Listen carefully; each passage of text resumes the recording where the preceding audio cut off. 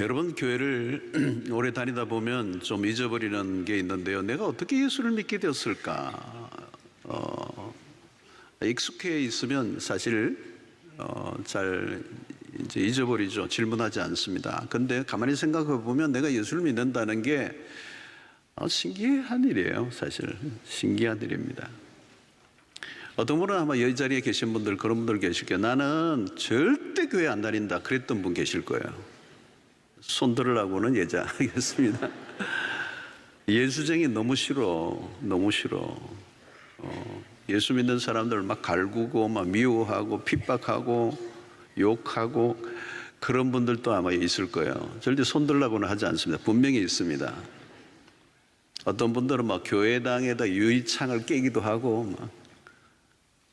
어떤 분은 또 그런 분이 있더라고요. 그래서 우리 어느 목사님은 그 예수 안 믿을 때 막 교회 예배당 그 뒤에 가가지고 소변 보고 막 그랬대요. 근데 그분이 목사님이 됐어요. 그럴 줄 누가 알았겠어요? 꿈에도 생각하지 않은 일이 일어난 거죠. 어떤 일이 이렇게 일어났는가? 분명히 내가 믿기로 결정하고 내 의지로 교회에 온 건 맞아요. 근데 그것만으로 설명할 수 없는 일이 있다는 겁니다. 내가 예수를 믿었죠, 그죠? 근데 그것만으로 충분하지 않아요. 내 안에 무슨 일이 났는가? 어떻게 오게 됐느냐? 그렇게 욕하고, 그렇게 핍박하고, 미워하고 했던 사람이 어떻게 교회를 왔느냐? 어떻게 예수를 믿게 됐느냐는 거예요. 여러분, 궁금하지 않으세요? 어떻게 믿게 됐지, 내가? 무슨 과정이 있었던 거야? 여러분, 기적에 속하는 겁니다. 그게 사실은 우리의 이성과 자기 경험의 세계로만으로는 예수 그리스도의 2000년 전 십자가 사건이 내 죄 때문에 죽으셨다는 사실이 믿어지는 게 쉽지 않은 거거든요. 그래서 좀 더 정확하게 얘기하면 내가 믿었다 라기보다는 믿어졌다. 근데 믿어지게 한 게 왜? 이 설명을 오늘 본문의 말씀을 통해서 우리가 살펴보게 될 것입니다. 주님이 제자들을 두고 떠나시는 새로운 전환점에 이 14장에 있습니다. 제자들은 충격적이었습니다. 받아들이기 어려운 현실이죠. 절대적 의지를 하고 자기의 모든 것을 버리고 예수를 쫓았는데 3년 동안 그분이 떠나신다는 것. 자, 그런데 주님이 제자들에게 놀라운 약속을 하십니다. 16장 7절을 보면 그러나 내가 너희에게 실상을 말하노니 내가 떠나가는 것이 너희에게 유익이라. 내가 떠나가지 아니하면 보혜사가 너희에게로 오시지 아니할 것이요 가면 내가 그를 너희에게로 보내겠다. 자, 제자들이 보기에는 예수님의 떠나심이 절망적인 사건으로 보였는데 예수님의 약속은 내가 떠나야 너희들에게 더 유익하다. 내가 떠나야 보혜사를 보내겠다 그랬습니다. 이것은 16절에도 또 나옵니다. 내가 아버지께 구하겠으니 그가 또 다른 보혜사를 너희에게 주사 영원토록 너희와 함께 있게 하리라. 예수님의 떠나심과 성령의 오심이 연결되어 있는 거죠. 공생의 사역에 예수님이 끝나심으로 새로운 전환점이 일어난다는 거예요. 누가 오심으로? 성령이 오심으로. 그러면 성령이 누구이시기에 내가 예수님이 떠나시는 게 유익이라고 말하는가 하는 것입니다. 요한복음 3장을 보면 요한복음 이제 한참 앞에 보면 니고데모와 예수님이 니고데모라는 사람이 예수님을 만나러 온 장면이 있습니다. 예수님과 대화를 하는데 뭐가 안 통해요. 그러니까 예수님의 말씀을 전혀 알아듣지 못합니다. 그러니까 예수님이 결정적인 얘기를 하는데 물과 성령으로 거듭나지 않으면 하나님의 나라를 볼 수 없다. 그래서 물과 성령으로 거듭난다. 다시 태어난다. 그러니까 니고데모는 그 말이 무슨지를 내가 다시 어머니의 뱃속에 들어가야 합니까? 이렇게 얘기를 했습니다. 전혀 말을 못 알아들어요. 고린도전서 12장 3절을 보면 이런 말씀이 그러므로 내가 너에게 알려노니 하나님의 영으로 말하는 자는 누구든지 예수를 저주할 자 하지 아니하고 또 성령으로 아니하고는 누구든지 예수를 주시라 할 수 없느니라. 성령으로 아니하고는 누구든지 예수를 주라 할 수 없다. 로마서 8장 9절에도 마찬가지입니다. 만일 너희 속에 하나님의 영이 거하시면 너희가 육신에 있지 않고 영에 있나니 누구든지 그리스도의 영이 없으면 그리스도의 사람이 아니라. 자, 8장 16절에도 있습니다. 성령이 친히 우리의 영과 더불어 우리가 하나님의 자녀인 것을 증언하시나니. 예수를 믿는다는 것은 전적으로 성령의 역사라는 것입니다. 성령이 내 안에 거하셔야 내가 예수를 믿을 수 있고, 예수를 믿는다는 말은 내 안에 성령이 들어와 계신다는 것입니다. 그러니까 인간의 육체적 인간으로는 내가 믿는다라고 얘기할 수가 없어, 믿을 수가 없습니다. 성령이 내 안에 들어와 믿게 하셨다는 것. 그게 이제 성경의 말씀입니다. 성령이 내 안에, 그 영으로 내 안에 들어오셨다는 말은 그것을 우리는 임재라는, presence, 임재라는 단어를 씁니다. 그리고 내주라는 단어를 쓰죠. 성령이 내 안에 거하신다. 믿음을 가지는 순간 우리의 몸 안에 성령이 거하시는 처소가 된다. 자, 여러분, 성령은 히브리어나 헬라어에서 주로 바람, 호흡 이런 의미가 있습니다. 성령을 바람으로 예수님도 비유를 했어요. 요한복음 3장에. 성령은 생명을 주시는 하나님의 호흡이다. 호흡이다. 여러분, 창세기에 보면 인간을 흙으로 빚으시고 하나님의 호흡을 불어넣으셨죠. 생명을 불어넣으셨다고 그랬어요. 그러니까 성령을 간단하게 정의하는 건 어려워요. 눈에 보이는 어떤 실체가 아니기 때문에. 그러나 눈에 보이지는 않지만 눈에 보이는 어떤 것보다도 확실하게 존재하시는 분이 하나님의 영, 성령이시라는 거예요. 육의 사람으로는 성령을 볼 수가 없습니다. 바람이 부는데 바람이 안 보이잖아요. 근데 바람이 불 때 그 정상은 나뭇가지가 흔들리면서 바람이 부는 걸 우리가 느낍니다. 자, 요한복음에서 성령에 대한 가장 많은 언급을 하고 있는데, 미래가 불투명한 제자들은 근심 속에 두려움에 떨려 있는데 주님은 이제 떠나셔야 하는데 약속을 하고 계시는 것입니다. 자, 그 약속 중에 가장 중요한 약속은 성령이 누구이신가 하는 겁니다. 그 성령은 또 다른 보혜사라는 것입니다. 헬라어로 이 알로스라는 단어를 사용하는데, 이 보혜사라는 말은 똑같은 종류의 또 하나를 의미합니다. 그러니까 예수님도 보혜사이시고 성령도 보혜사이십니다. 이 보혜사라는 말은 헬퍼, 돕는 분이다. 곁에서 돕는 분이다. 곁에서 우리를 위로하시는 분이다. 곁에서 우리를 변호하시는 분이다. 이런 뜻이 있습니다. 보혜사라는 말입니다. 그러니까 고아처럼 부림을 받았다고 생각하는 제자들에게 부림받은 것이 아니라 도리어 예수와 더 강력한 결속을 시켜줄 분이 오셨다는 겁니다. 그 성령은 예수님과 똑같은 역할을 하신다는 거예요. 차이가 있다면 예수는 육체를 입고 계심으로 시간적 공간적 제한을 받으셨어요. 그런데 좋은 점은 예수님은 눈으로 보이는 거죠. 그런데 성령은 시간적 공간적 제한을 받지 않았어요. 단지 영이시기 때문에 육안으로 볼 수 없는 거예요. 이 차이를 잘 아셔야 됩니다. 그런데 또 다른 좋은 점은 한 번 오신 성령은 우리를 영원토록 떠나지 않으신다. 자, 보혜사를 주신 이유는 뭘까요? 우리의 연약함 때문에. 우리의 힘으로는 진리를 따를 수 없기 때문에.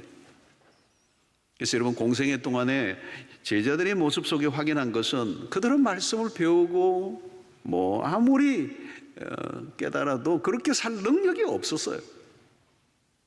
그래서 성령의 도우심이 절대적으로 필요한 존재들이다. 성령이 돕지 않으면 마치 엔진이 없는 자동차 오딱 같아요. 움직이질 않아요. 여러분, 로마서 7장에 바울이 탄식을 합니다. 19절에 내가 원하는 바 선은 행하지 아니하고 도리어 원하지 아니하는 바 악을 행하는도다. 그래서 내가 원하는 건 선인데 내 마음과 따로 노는 거죠. 그게 24절 오라 나는 공고한 사람이라도 이 사망의 몸에서 누가 나를 건져내랴. 탄식하는 거잖아요. 그게 우리의 모습이에요, 옛날에. 살고 싶은데 그렇게 살고 싶은데 살아낼 능력이 없는 거죠. 만약에 로마서가 7장까지만 끝났다면 우리는 사실 소망이 없습니다. 그런데 로마서 8장이 있어요. 그러므로 이렇게 해요. 이 1절 2절을 보면 그러므로 이제 그리스도 예수 안에 있는 자에게는 결코 정죄함이 이는 그리스도 예수 안에 있는 생명의 성령의 법이 죄와 사망의 법에서 너를 해방하였음이라. 이렇게 새로운 대자유의 헌장을 말하고 있습니다.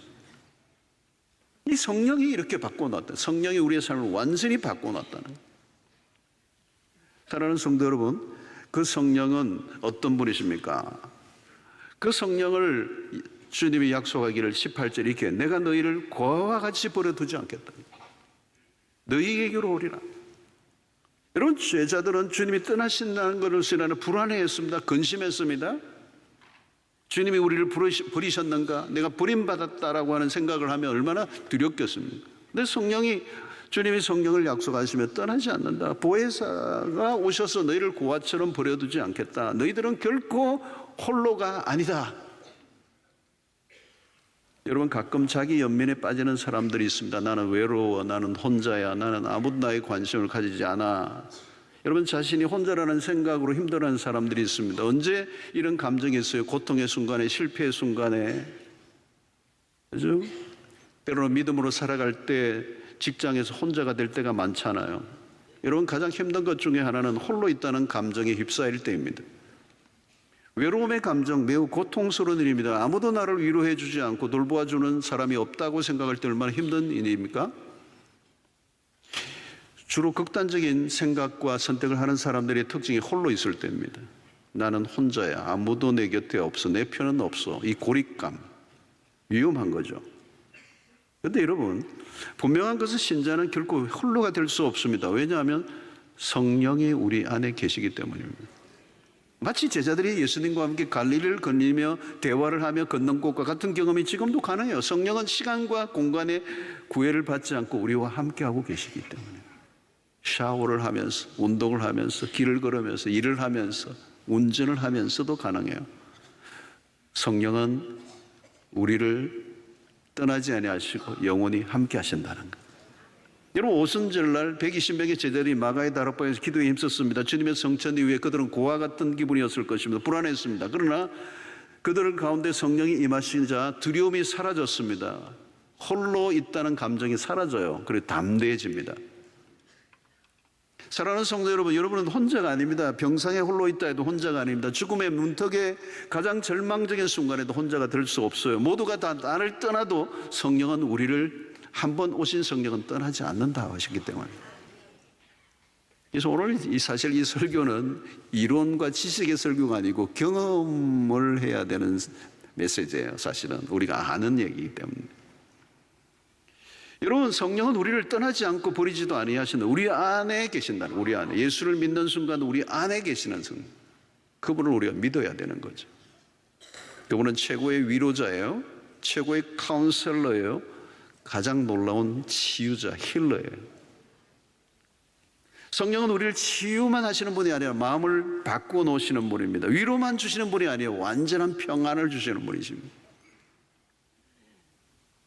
성령이 주시는 위로는 사람이 주는 위로와 차원이 다릅니다. 깊은 위로, 완전한 위로. 그래서 여러분, 1절, 이 요한복음 14장 1절을 뭐예요? 너희는 마음에 근심하지 말라. 하나님을 믿으니 또 나를 믿어라 라고 하신 이 말씀은 성령의 오심을 두고 염두에 두고 하신 말씀. 성령의 위로는 단순히 어깨를 다독여 주는 정도가 아니에요. 하나님과 우리의 관계를 깊은 결속을 이루게 하시는. 그래서 그 평안을 약속하죠. 27절에 평안을 너희에게 끼치노니 곧 나의 평안을 너희에게 주노라. 내가 너희에게 주는 것은 세상에 주는 것과 같지 아니하니라. 너희는 마음에 근심하지도 말고 두려워하지도 말라. 이 최악의 상황 가운데서도 평안을 주시는 분이 누구시냐? 우리 안에 계시는 성령이시라는 거예요.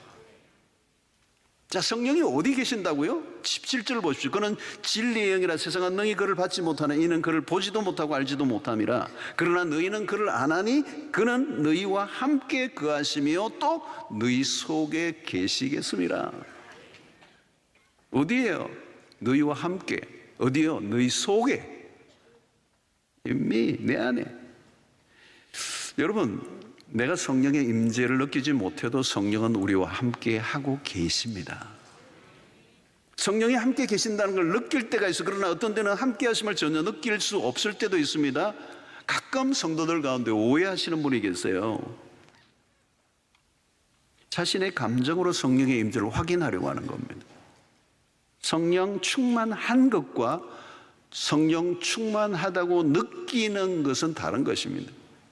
성령 충만하다고 느끼지 못해도 성령은 내 안에 거하십니다. 느낌이 전부가 아니요, 내가 느끼지 못해도 성령은 나와 함께 하고 계십니다. 그러므로 나의 느낌과 감정에만 몰두하면 성령이 계시지 않은 것 같을 때가 많아요. 그러나 우리가 느끼지 못해도 성령은 언제나 우리와 함께 하십니다. 중요한 것은 성령이 하시는 일이에요. 오늘 또 여러분들이 예배에 나오신 것, 예배 안에 찬양을 하고 또 하나님의 은혜를 구하고 기도하고 하는 모든 일들, 우리의 삶을 통하여 그리스도를 영화롭게 하려고 애를 쓰고 주님의 이름을 높여드리고자 하고 우리의 일상의 삶에 예배로 살아가고 하는 일들마다 주님의 이름이 드러나기를 갈망하는 마음을 가지고 살고 있다면 이미 성령이 나와 함께 하고 계신다는 증거입니다. 여러분, 성령의 임재를 매일 구체적으로 경험하고 있습니까? 우리는 더 이상 홀로가 아니에요. 언제나 함께 하십니다. 여러분, 우리가 사람들에게 둘러싸여 있어도 외로울 때가 있습니다. 매일 파티를 해도 우울증에 걸릴 수 있습니다. 모든 게 성공적으로 돌아가는데도 외톨이가 될 수 있습니다. 오늘날 고독사들이 늘어나고 있습니다. 외로움을 이기지 못하죠. 외로움, 이거 무서운 겁니다. 그런데 여러분, 기독교사를 보면요, 교부 시대가 있습니다. 교부 시대에 보면 그때부터 기독교 역사에 보면 홀로 사막으로 들어간 사람들이 있어요. 그들은 홀로 있는 걸 두려워하지 않았어요. 오히려 홀로 있는 걸 원했어요. 그래서 사막으로 간 거죠. 사막의 교부들이라고 그래요. 그리고 수도사들을 가해서 이 라틴어로 모나쿠스라는 단어를 썼는데 수도원은 모나스테리움이라는 뜻이에요. 그 말은 뭐냐? 혼자, 홀로라는 뜻을 가지고 있는 모노스에서 이 단어가 왔어요. 그들은 스스로 사막에 들어갔습니다. 근데 그 사막에서 그들은 홀로가 아니요, 사막의 한가운데서 성령과 성령 안에서 살아가는 법을 알고 있기 때문에. 여러분, 믿음의 조상 아브라함은 고향과 친척과 아버지 집을 떠나 홀로 믿음의 여정을 걸었습니다. 그러나 언제나 하나님은 그와 함께 하셨습니다. 야곱도 마찬가지요. 그는 도피 중에 있었지만 하나님이 함께 하셨습니다. 그들을 떠나지 않겠다고 하셨습니다. 다니엘이 사자굴에 있을 때도 친구들이 불구덩이에 들어가도 여전히 함께 하시는 분. 홀로 있는 게 문제가 아니요, 성령과 함께 하심이 없는 홀로가 문제죠. 성령과 함께하는 일상의 경험이 축적된 그런 영성을 소유하면 의도적으로 따로 시간을 내어 홀로 있는 걸 선택하기도 하는 것입니다. 여러분, 신앙이 깊어지면요, 홀로 있는 것을 거부하지 않습니다. 오히려 홀로 있는 시간도 즐깁니다. 물론 공동체와 함께하는 시간을 가지기도 하지만 홀로 성령과 함께 깊은 교제를 누릴 수 있는 사람은 외로움을 이길 수 있습니다. 여러분, 오늘날 우리의 고통은 외로움이에요. 외로움. 홀로 있을 때 외로움을 느끼는 이유는 뭘까요? 공허하기 때문이에요. 알 수 없는 불안과 두려움 속에 빠지기도 합니다. 외로움은 뼛속까지 쓰리게 하는 고통을 안겨줍니다. 그래서 외로움은 병이 되죠. 외로움은 생각보다 지독한 병입니다.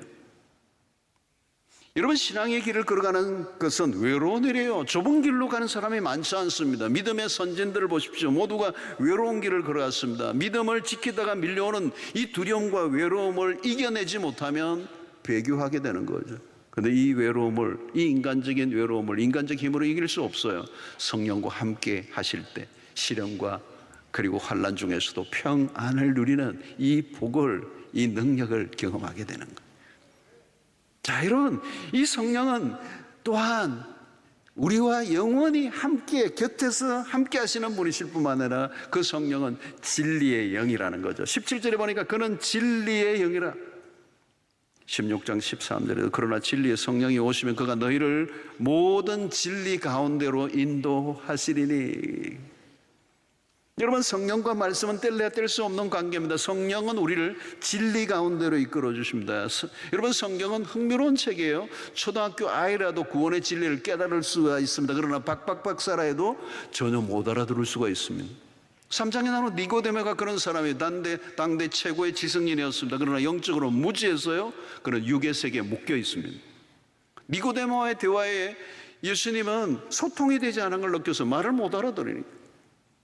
여러분, 죄인된 인간에게 진리는 철저히 감춰져 있습니다. 지식은 있으나 진리에 대해서는 캄캄한 시대. 성경을 머리로만 분석할 수 있는 게 아닙니다. 그러므로 우리의 지성의 한계를 내려놓아야 되죠. 여러분, 공부를 하면 나도 모르게 오만해질 위험성이 높습니다. 물론 많이 공부하면 겸손해지는데 웬만하면 공부를 많이 하면 내가 오만해지는 거죠. 그래서 자꾸 판단하게 돼요. 여러분, 판단하는 것과 분별하는 건 다릅니다. 영의 세계에 눈을 뜨지 못하면 판단을 하는 거죠. 근데 영의 눈을 뜨지 못하면 육은 무익한 겁니다.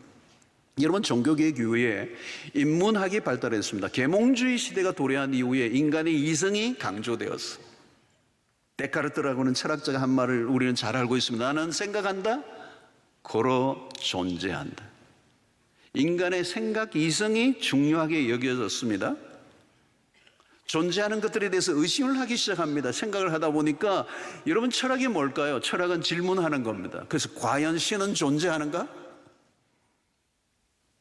이전에는 한 번도 생각해 본 적이 없는 질문이었어요. 근데 계몽주의가 1750년경부터 서구 문화 안에서 인간의 가진 이성의 위력을 크게 강조했어요. 그 시대는 이성으로 설명될 수 없는 일이 없었습니다. 물론 신도 다 포함되는 거예요. 이 계몽주의는 그리스도인들의 사고방식에도 큰 영향을 끼쳤습니다. 계몽주의의 핵심 메시지는 뭔지 아십니까? 더 잘 이해하라는 것입니다. 그런 영향으로 기독교 안에서도 신자들이 성경 공부 지식이 풍부해지고 배우는 데 열심을 내고, 이건 굉장히 우리에게 도움이 된 것이 많았어. 그러나 한편으로 문제가 뭔가? 영성의 빈곤함을 가졌다는 거예요. 결국 지식과 이해력이 인간의 이성이냐 아니면 하나님의 말씀에 기초하느냐에 따라 달라져 가는 것입니다. 여러분, 우리도 사색을 하고 철학을 합니다. 그러나 그 기초가 하나님의 말씀으로부터 시작해야 합니다. 여러분, 성령을 강조하는 이유가 뭘까요? 하나님의 말씀의 절대성 때문입니다. 하나님의 말씀은 성령의 도우심을 받아야 풀립니다. 이성의 힘으로만 풀려고 하면 어디로 가는 줄 아십니까? 자유주의로 가는 거예요. 자유주의는 인간의 이성이 신의 자리에 앉아 있는 것입니다. 기억해야 할 것은 인간에게 주어진 자유는 제멋대로의 자유가 아닙니다. 하나님의 말씀 안에서의 자유입니다. 그런데 에덴에서 아담은 그걸 무시해요. 자신이 하나님이 되고자 한 것입니다.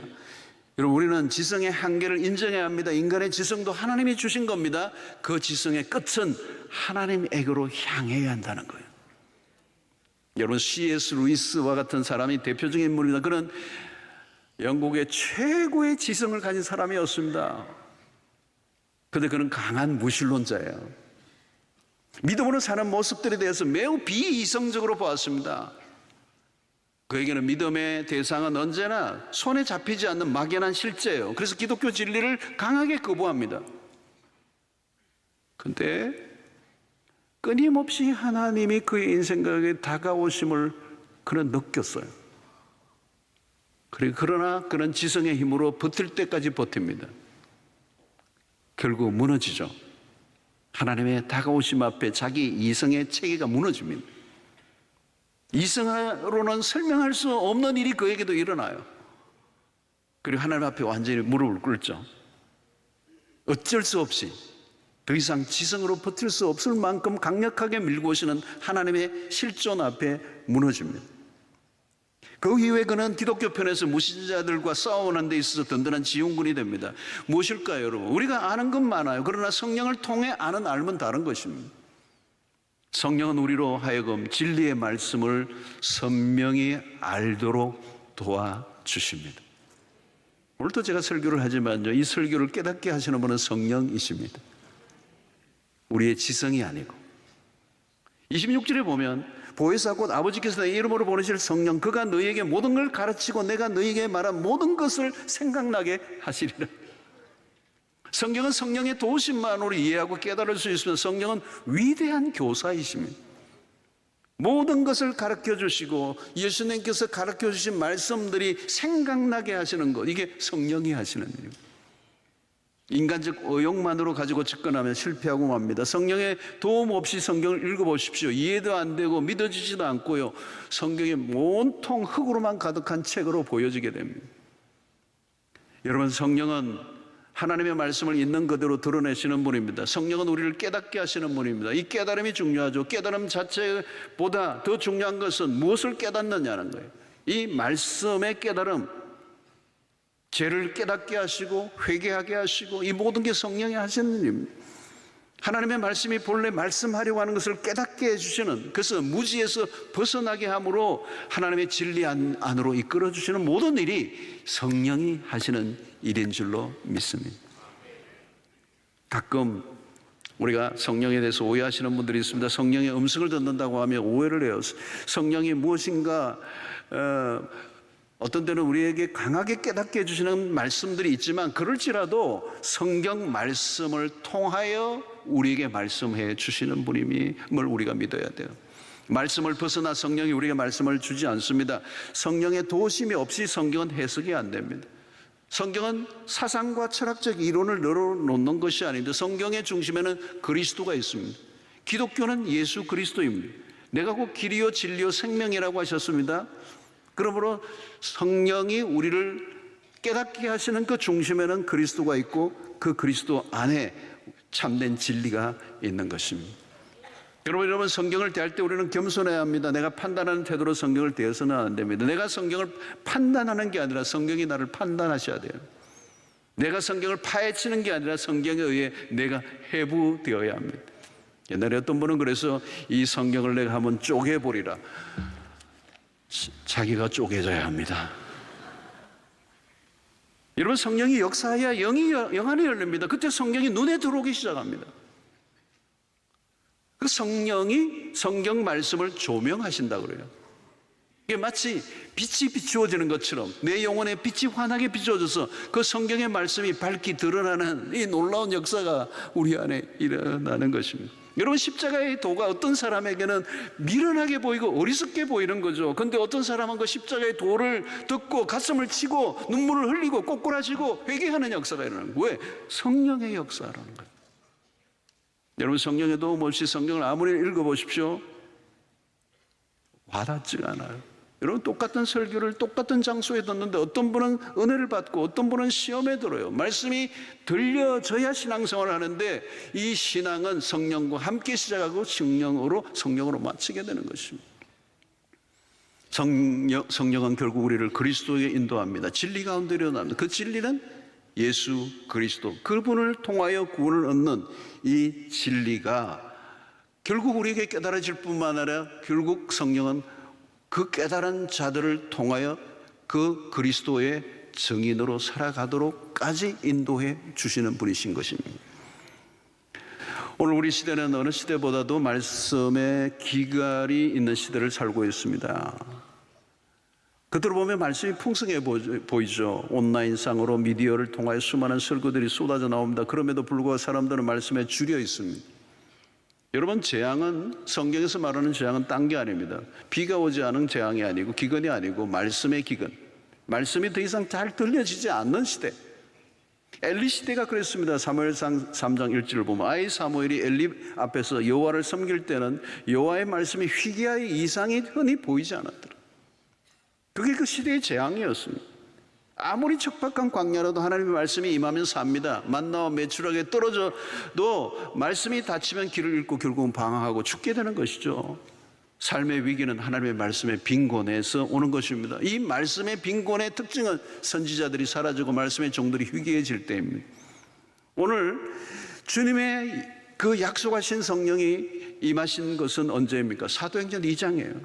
오순절날 사도 120명의 문도들이 마가의 다락방에 모여서 기도하며 아버지께서 말씀하신 그 약속을 하신 성령을 기다리라고 하신 주님의 말씀을 듣고 그들이 전혀 기도에 힘쓰고 있을 때 사도행전 2장 1절에 오순절 날이 임함에 호련히 갑자기 그 방에 성령이 바람처럼 불처럼 임하시고 120문도 모두에게 성령이 임하심으로 신약교회가 탄생하는 역사가 일어납니다.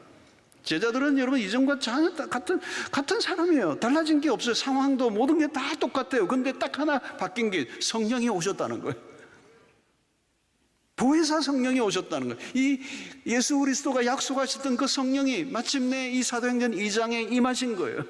이 신약의 교회가 탄생한 것입니다. 교회를 만든 것은 성령이 하신 것입니다. 무슨 건물이 있고 제도가 있고 시스템이 있어서 교회가 되는 게 아닙니다. 신약의 교회의 출발은 성령이 임하신 것입니다. 사람이 아무리 많이 모여도 그게 성령이 교회가 되는 게 아니고, 건물이 있다고 교회가 되는 게 아니고, 간판을 달았다고 교회가 되는 게 아니고, 성령이 임하셔야 교회가 되는 것입니다. 성령이 임하셔야 신자가 되고, 성령이 임하셔야 교회가 되는 것입니다. 모두가 성령의 임재를 경험했습니다. 그러니까 그 성령이 임하실 때까지 너희들은 떠나지 말라는 것이었어요. 그리고 제자들은 그걸 알아들었습니다. 신약의 교회는 성령으로 시작했습니다. 그리고 성령으로 마치는 것입니다. 그리고 성령이 임하시니까 오직 성령이 너희 임하시면 너희가 권능을 받고 예루살렘과 온 유대와 사마리아 땅 끝까지 내 증인이 되리라 하시니라. 이 증인의 역사가 일어난 것입니다. 사랑하는 성도들, 우리가 왜 기도하는 것입니까? 성령의 도움을 구하기 위해서입니다. 그래서 이 14장에 보면 우리 주님이 약속하신 두 가지입니다. 하나는 기도의 능력, 나보다 더 큰 일을 너희들도 할 것이다. 이 기도의 능력, 그리고 성령을 강조하셨어요. 이 성령의 도우심을 구할 때는 우리가 기도해야 돼. 내가 기도하는 것과 내 안에서 성령이 기도하시는 건 다른 차원이에요. 성령이 이끌어하시는 기도는 전혀 다른 차원이에요. 여러분, 무엇을 하든지 우리가 성령에게 요청해야 합니다. 그리스도인이라면 삶 속에 일상적으로 신비를 경험할 수 있습니다. 영으로 임재하시는 성령과 함께 일상을 살아가면 일상은 특별해지는 것입니다. 여러분, 성령은 우리가 생각하고 상상하는 것보다 훨씬 더 크고 강하신 분입니다. 성령은 살리시는 영이십니다. 우리의 삶에 활력을 불어넣으십니다. 생기가 돋게 하십니다. 날마다 새롭게 하십니다. 우리의 상처를 어루만지고 치유하십니다. 이 성령이 주시는 능력은 우리 안에 기쁨과 평안이 넘치게 하십니다. 죽음의 힘도 이겨내게 하는 게 성령의 능력입니다. 우리 안에 계신 성령은 속 사람을 강건하게 하시고 우리를 변화시키십니다. 여러분, 주님이 우리에게 주신 최고의 선물은 성령이에요. 필요한 게 없어요. 성령이면 충분해요. 이보다 더 큰 기도의 응답이 없습니다. 그래서 누가복음 11장 13절에 그래요. 너희가 악할지라도 좋은 것을 자식에게 줄 알거든. 하물며 너희 하늘의 아버지께서 구하는 자에게 뭘요? 성령을 주시지 않겠느냐. 여러분, 이것은 마태복음 7장의 말씀과 연결시키면 너무도 놀라운 거예요. 여러분, 마태복음 7장에서는 뭐라고 얘기합니까? 너에게 가장 좋은 것을 주시지 않겠나. 근데 좋은 것이 무엇인가를 마태복음에서 말하고 있지 않아. 근데 누가복음 11장에서 답을 알려줘. 그 좋은 것이 성령이라는 거예요. 기도 응답 중에 최고의 응답은 성령이시라는 거예요. 그러므로 여러분, 우리가 성령을 구하되 절실하게 구해야 합니다. 왜냐하면 성령을 받으면 그걸로 충분하니까.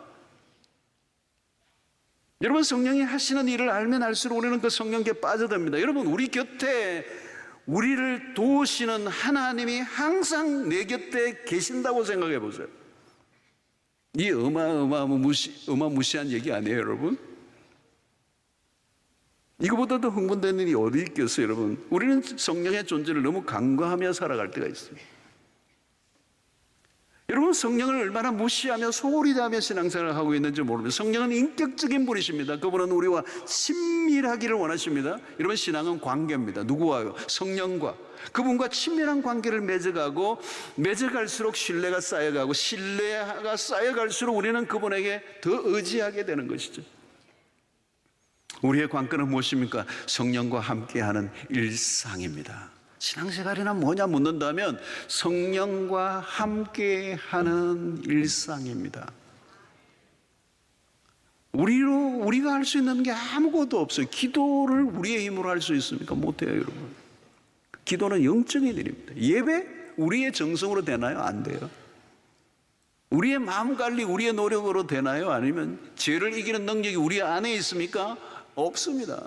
여러분, 성령을 무시하고 살면 무기력한 종교 생활만 남게 됩니다. 영의 세계가 안 보여요. 그러면 아차하면 껍데기만 돌아가는 거죠. 영을 무시하고 외적인 활동만 하는 것을 신앙으로 여기면 금방 쇠퇴하게 되고 종교 생활로 전락하게 됩니다. 여러분, 종교 생활은 하나님과 멀어지는 겁니다.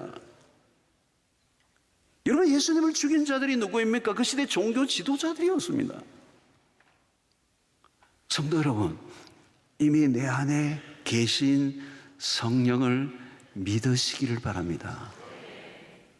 환영하십시오. 함께 성령과 함께 하는 삶이 익숙해지기를 바랍니다. 인격적으로 우리 안에 내주하시는 성령은 우리를 떠나신 적이 없음을 확신하시고 언제나 그분을 의식하시고 그분을 존중히 여겨드리시고 그분과 함께 살아가는 삶의 방식을 터득하십시오.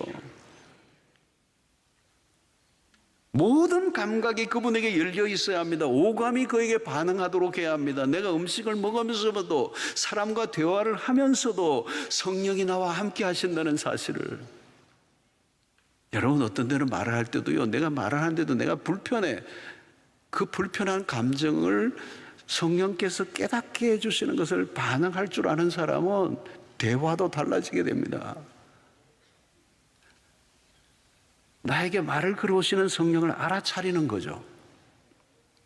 모든 사건과 일들 속에 성령의 음성을 들을 수 있습니다. 우리의 갈망은 매 순간 성령과 함께 걷는 것입니다. 여러분, 그러면 나중에 어떻게 되는지 아십니까? 우리의 모든 생각과 마음과 묵상 안에 그 성령과 함께 할 때 점점 내 의식의 세계가 나에 대한 인식보다 성령에 대한 인식이 더 깊어지는 단계가 오는 것입니다.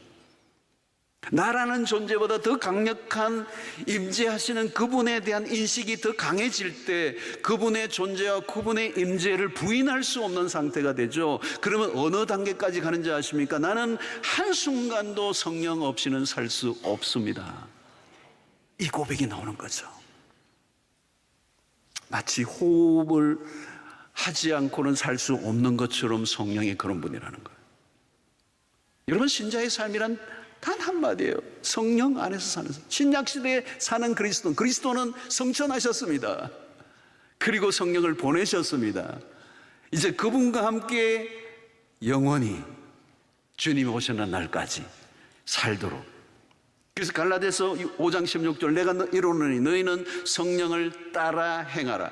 여기 성령을 따라 행하라, 우리말로는 이렇게 돼 있지만 영어 성경은 walk by the Spirit이라고 그랬어요. 그러니까 성령과 함께 걸어라. 걷는다는 말은 일상을 말하는 거죠. 모든 일상의 삶을 그분과 함께 동행하라. 그분의 임재를 느끼고 그분과 함께 보조를 맞추고 걸어가라. 여러분, 그분과 함께 일상을 살면 평범한 일상의 삶도 하나님의 초월을 경험할 수가 있습니다. 그냥 총명이 아니라 영적 총명이 일어나는 거죠. 그냥 말씀을 듣고 묵상하는 단계가 아니라 그 말씀이 내 심령을 파고 들어와 전인격적으로 흔들어 놓는 역사가 일어난다는 거죠. 그때 우리의 삶에 내적 변화가 일어나는 거예요. 너희 속사람을 강건하게 하시오며. 여러분, 오늘 여기에 그러므로 너희는 성령을 따라 행하라. 그러면 육체의 욕심을 이루지 않을 것이다. 육체의 욕심과 싸워서 우리 이길 수가 없습니다. 성령을 따라 행하면 육체의 욕심이 자동적으로 떠나는 역사가 있게 되는 것입니다. 여러분, 우리의 삶이 얼마나 칙칙하고 힘들고 어렵습니까? 끊임없이 욕심들이, 육신적인 욕심이 우리를 뜨득뜨득 사로잡고 있으니까 삶이 점점 무거워지잖아요. 왜 삶이 이렇게 무거워지는 거예요? 그 삶의 무게를 드러내는 힘이 우리의 능력으로는 안 돼요. 성령께 맡기는 거죠. 성도 여러분, 신자가 누리는 특권 중 특권을 알고 그것을 마음껏 인조하시기 바랍니다. 너희는 마음에 근심하지 말고 하나님을 믿으니 또 나를 믿으라. 염려하고 근심할 필요가 없다는 것. 다른 어떤 기적보다 더 놀라운 것은 하나님의 영, 성령이 우리 안에 거하신다는 거예요, 여러분. 여러분, 신앙생활 하는 것이 어렵습니까? 쉽습니까? 어렵다면 답은 하나예요, 여러분. 성령과 함께, 내가 하는 게 아니라 성령과 함께. 우리는 더 이상 고아가 아닙니다. 여러분, 너희 고아처럼 내버려 두지 않겠다는 말은 뭘까요? 여러분, 고아는 자신의 힘만을 의지하고 살아가잖아요. 더 이상 그럴 필요가 없다는 겁니다. 여러분, 신앙생활을 너무 무겁게 하지 마십시오. 억지로 하는 일이 없기를 바랍니다. 성령은 우리가 무엇을 하든지 기꺼이 즐겁게 따라가도록 하십니다. 성령은요, 우리에게 기쁨을 주세요. 우리를 무겁게 하지 않아요. 기쁨으로 모이고 기쁨으로 봉사하고 기쁨으로 헌신하고 기쁨으로 생명을 드립니다. 그게 성령이 하시는 일입니다. 성령은 우리에게 활력이 넘치게 하십니다. 성령은 우리에게 기운을 북돋아 주십니다. 보혜사 성령은 우리 곁에서 끊임없이 우리에게 기운을 북돋아 주는 거예요. 힘내라고 용기를 주고 소망을 주고 생기를 돋아주고 생동감이 넘치게 하고 기쁨으로 십자가를 지게 가고 환난 중에도 즐거워하게 하고, 이 비밀이 성령 안에서 살아가는 삶의 답이 있습니다. 성령은 환경과 상황을 뛰어넘게 하십니다. 사랑하는 성도 여러분, 그 성령에 민감하게 반응하고 거기에 느끼고 반응해 보십시오. 내 안에 계신 성령이 이끄시는 대로 살아보십시오. 주님이 말씀하신 내가 떠나는 것이 너에게 유익이다라고 하신 말씀의 의미를 구체적으로 여러분 모두가 경험하게 되기를 축원합니다. 이전보다 훨씬 더 능력 있고 차원이 다른 삶을 살아가도록 우리를 부르셨습니다. 여러분, 성령이 안 계시면 우리는 아무것도 아닙니다. 우리만으로 할 수 있는 게 별로 없어요. 성령이 오셔야 합니다. 성령이 오셨습니다. 성령이 임하셨습니다. 그때부터 우리는 시작이 된 것입니다. 이미 성령이 오셨기 때문에 믿었고, 성령이 임하심으로 우리는 그분과 함께 죄를 이기고 세상을 이기고 마귀를 이기고 능력 있는 그리스도인의 삶을 살고 복음의 증인으로 살아갈 수 있도록 하나님께서 우리에게 주신 최고의 선물 성령을 마음껏 누리시고, 또 그 성령과 함께 매일매일 민감하게 그분에게 반응하고 그분의 인도를 받고 그분의 깨닫게 해주시는 대로 그분의 인도대로 따라가기로 결정한다면 오늘도 우리의 삶 속에 기이하고 놀라운, 그리고 초월적인, 상상할 수 없는 놀라운 일들이 일어나고도 남을 줄로 믿습니다. 기도하겠습니다. 하나님 아버지, 우리가 알고 있는 그러나 경험하지 못하고 소극적으로 대하고 있는 성령님을 우리의 마음 한가운데 깊이 다시 인정해드리고 존중해드리고 민감하게 반응하고 따라가고 인도를 받는 성령과 함께 걷는 일상이 되게 하여 주시옵소서. 그래서 그리스도인으로 살아가는 실패로 살아가는 게 당연하게 여겼던 우리의 삶을 청산하고 이제 성령과 함께 또 다른 차원의 능력 있는 삶을 살아갈 수 있도록 은혜를 베풀어 주시옵소서. 성령과 함께 매일 일상을 살아가는 승리하는 그리스도인의 삶이 되게 하여 주시옵소서. 예수님의 이름으로 기도하옵나이다. 아멘.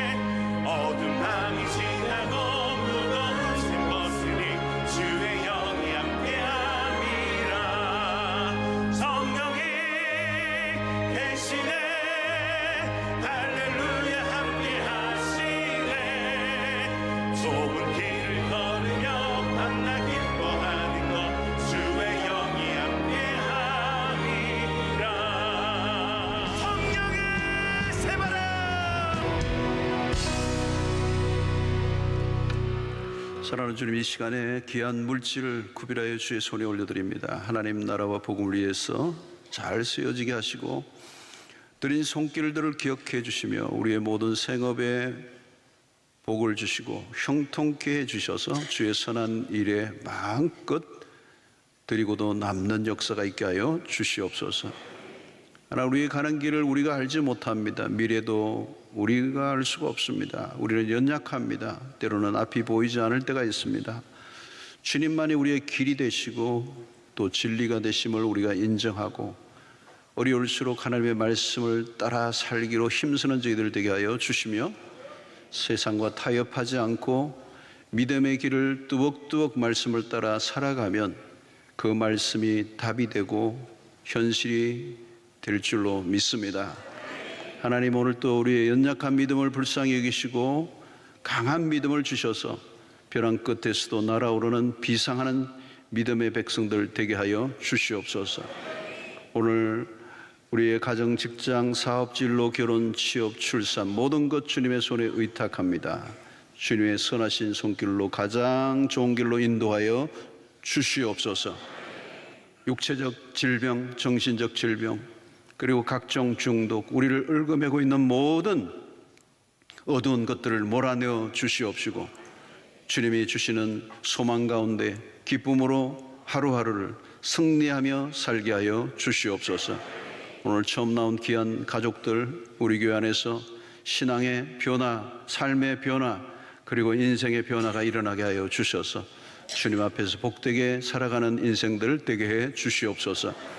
오늘 또 교회를 위해 수고하고 애쓰는 모든 일꾼들에게 기쁨과 감사가 넘치게 해주시기 원하옵고 흩어져 있는 백성들 군대로 유학으로 출장을 어디 있든지 눈동자처럼 보호하여 주시옵소서.